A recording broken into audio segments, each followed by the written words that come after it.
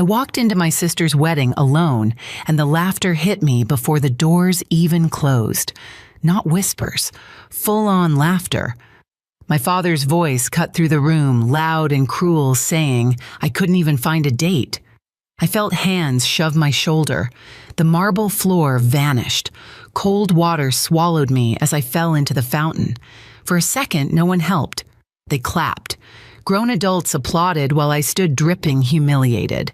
I looked at my father, smiled through the water, and said one sentence I had practiced for years. Remember this moment, because what they didn't know was who walked in next. On the outside, my family has always looked flawless, the kind of family people point at and say they must have it all figured out. Big house, polished smiles, perfect holiday photos framed and updated every year. Inside that house, I learned early how to stay quiet. My younger sister grew up in the spotlight. Teachers adored her. Relatives bragged about her. My parents spoke her name like it was a prize they'd won. I was the other one, the responsible one, the one who didn't cause problems and didn't get noticed either. At family dinners, conversations floated around me like I wasn't sitting at the table. If I did speak, my mother would smile tightly and say, "That's nice, sweetheart," before steering the topic back to my sister. My father preferred silence from me. Silence was obedience. Silence meant I wasn't embarrassing anyone. Birthdays were quick affairs, a cake from a grocery store, no candles some years. When I turned 16, my father forgot entirely. He remembered my sister's piano recital that night, though. I stood in the kitchen holding a plate, listening to applause echo from the living room. As I got older, I learned how to survive by being useful. I worked hard. I stayed disciplined. I built a career that demanded precision and calm, where mistakes mattered and emotions didn't get you far. Outside my family, that discipline earned respect. Inside it, nothing changed. By my early 30s, I'd stopped explaining myself to them. I stopped sharing achievements. I stopped correcting assumptions. It was easier to let them believe I was distant, difficult, too focused on work to build a normal life. That's why I showed up to the wedding alone. Not because I didn't have someone, because I did. I just knew my family would never treat that part of my life with care.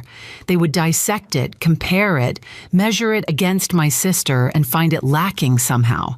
So I kept it private, sacred, untouched by their opinions. When the invitation arrived, thick paper and gold lettering, I hesitated. I hadn't seen most of my relatives in over a year. I already knew how this would go. The looks, the questions, the quiet judgments. Still, I went, because some part of me needed to see if anything had changed, and another part of me needed proof that it hadn't. The venue was impossible to miss. Glass white flowers, soft music, drifting out into the afternoon air. Everything about it screamed celebration. I stepped inside and felt instantly out of place, like I'd walked into someone else's life by mistake. The first thing I noticed was the seating chart. My sister's name sat dead center, surrounded by our parents' close relatives and the people who mattered. My name was printed in smaller font pushed to the edge, a table near the back, not technically excluded, just relocated. I told myself not to care. I folded the escort card once, then again, sliding it into my clutch like it couldn't hurt me if I couldn't see it. As I walked toward my table, heads turned. Conversations dipped. I caught fragments as I passed. She came alone. I thought she was seeing someone. Still single, I guess. Someone smiled at me with the kind of pity that feels worse than cruelty. I smiled back because I'd learned that smiling kept things from escalating. At my table, distant relatives and acquaintances avoided eye contact, polite but curious. They asked safe questions. Work, traffic, weather. No one asked how I was. No one ever did. Across the room, my family laughed loudly. My father stood tall, glass in hand, soaking in attention. My mother leaned in close to my sister, adjusting something on her dress, her face glowing with pride. My sister caught my eye for a second. Her smile flickered. Then she looked away. I tried to focus on my breathing. The ceremony ended, applause filled the room, music shifted, people stood, moved, mingled. I stayed where I was, nursing a glass of water, watching dynamics I'd memorized years ago play out exactly the same. That's when my father started drinking faster. I noticed it because I always notice things like that. The slight change in his posture, the way his laughter grew sharper. His eyes drifting back to me again and again, like I was a loose thread he couldn't stop pulling at. A relative leaned down to whisper something to him. I couldn't hear it, but I saw his jaw tighten. His gaze locked on me. I felt it then, that familiar pressure in my chest, the warning signal. When my father stood up, the room responded automatically. Conversations quieted. Glasses paused mid-air. He had that effect on people. He always had. He cleared his throat and smiled the practiced kind that looked good from a distance. Families are about showing up for each other, he said loudly, about pride, about not letting personal shortcomings distract from the bigger picture. Some people chuckled unsure. I stayed still. His eyes found me. And sometimes he continued, voice hardening. You have to call things out when someone refuses to grow up. A few heads turned toward me now. I felt heat crawl up my neck. I knew in that moment that this wasn't a misunderstanding. This wasn't a slip.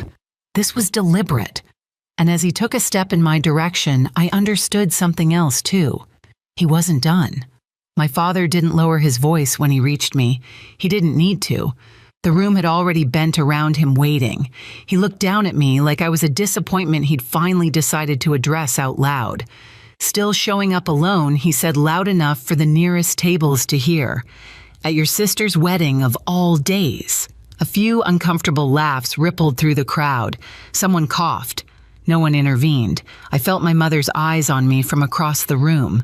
She didn't move. My sister stared at the floor, lips pressed together like this was none of her business. I stood up slowly, not to argue, not to defend myself, just to stand. I'm here to celebrate, I said evenly. This isn't the time. That should have been the end of it. It never was with him. He leaned closer, breath sharp with alcohol and anger. The time he scoffed. You've wasted enough time. No partner, no family of your own, just excuses and that job you hide behind.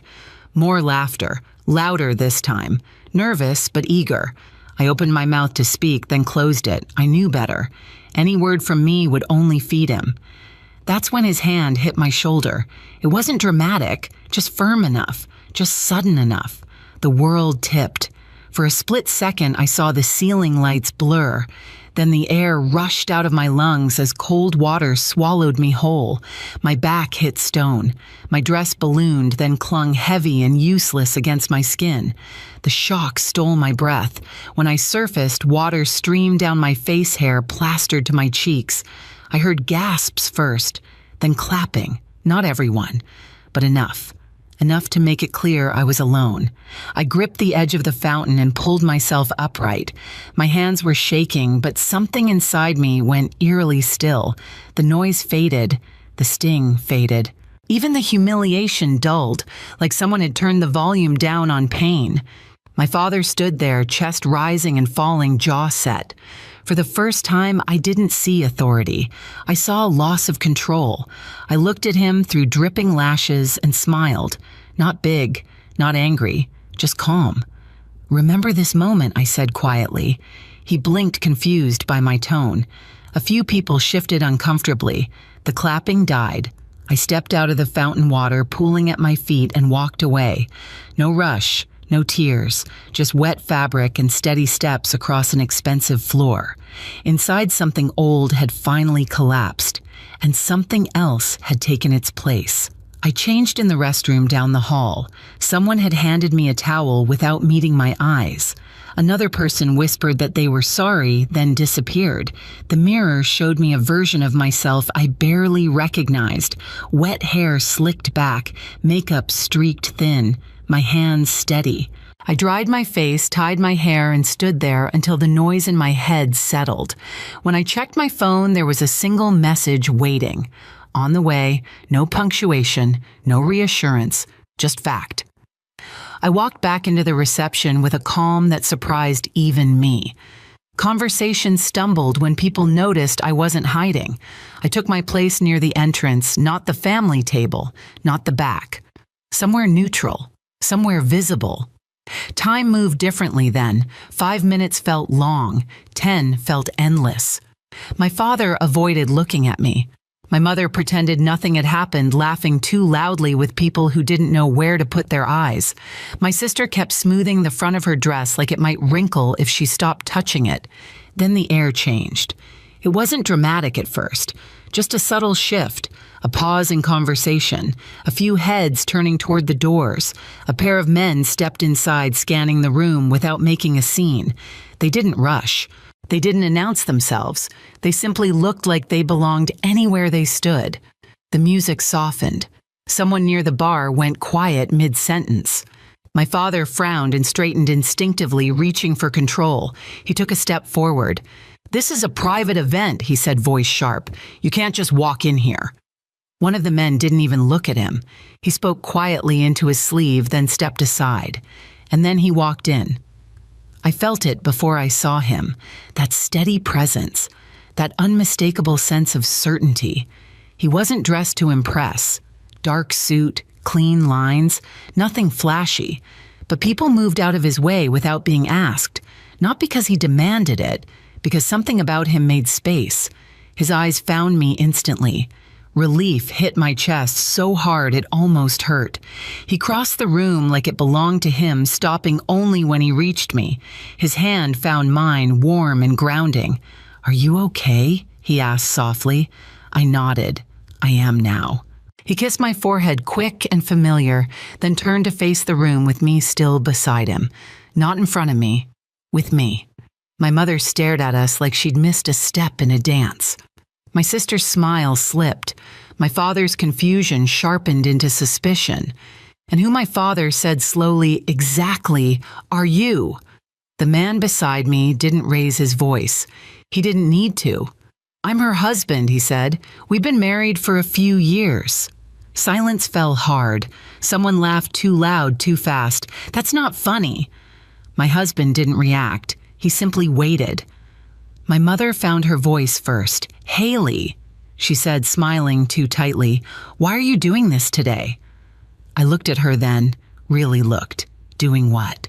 "Creating a scene," she said. "On your sister's wedding day," my husband's hand tightened slightly around mine. He spoke before I did. "The scene already happened," he said calmly. "I just arrived after it." A man near the back pulled out his phone, scrolling furiously. His eyes widened. He whispered something to the woman beside him. She covered her mouth. My sister took a step forward. "This is ridiculous," she said. "She doesn't have a husband. She would have told us." "Would I?" I asked quietly. She froze. My father's face flushed. "You expect us to believe you married someone like him and never mentioned it?" My husband nodded once. "Yes." Why my mother asked the word slipping out before she could stop it, I answered, "Because you don't listen. You compare. You minimize. And I wanted something in my life that didn't belong to this room."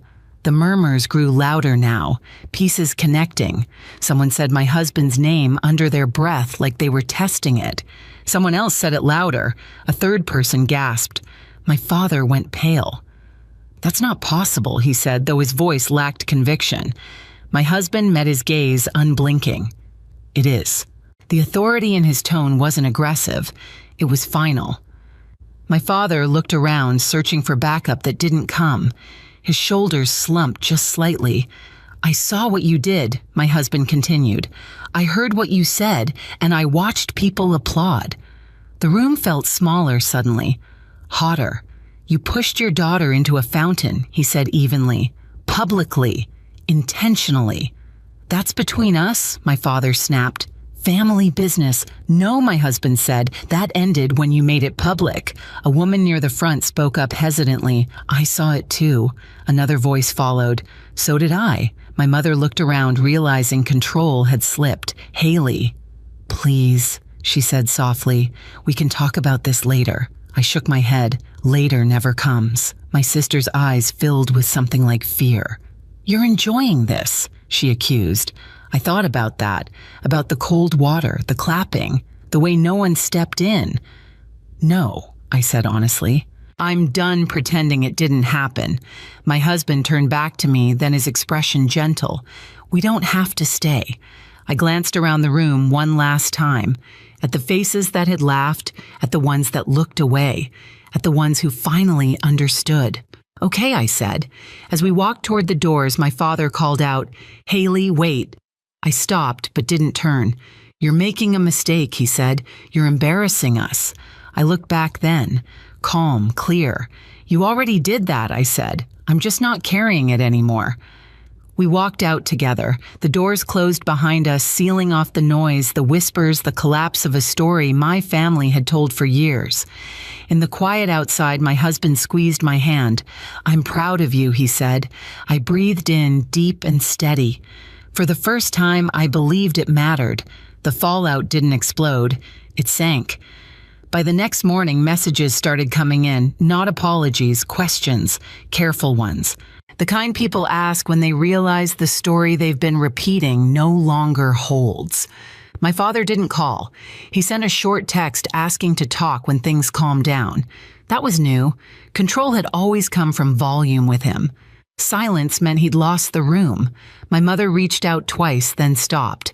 I heard later that friends had begun to distance themselves, uncomfortable with what they'd witnessed. Image once cracked doesn't mend easily. My sister avoided me. When we finally spoke weeks later, she didn't argue. She just said she needed time. I didn't offer reassurance. For once, I let her sit with discomfort. What surprised me most was how light everything felt. No rage buzzing under my skin, no urge to prove anything, just clarity. I didn't cut my family off completely. I didn't punish them. I simply changed the rules. No public performances, no comparisons, no dismissing what I do or who I am. If those boundaries were crossed, I left, quietly, immediately. Some adjusted, some didn't. And I was okay either way. At home, life returned to its steady rhythm. Coffee in the mornings, work that mattered, evenings where I wasn't bracing myself for judgment. The humiliation didn't define me anymore. It became the moment I stopped carrying what was never mine to hold. For a long time, I thought family approval was the proof that I mattered. Now I know better. Your worth doesn't come from people who only love you when you're small, quiet, or useful.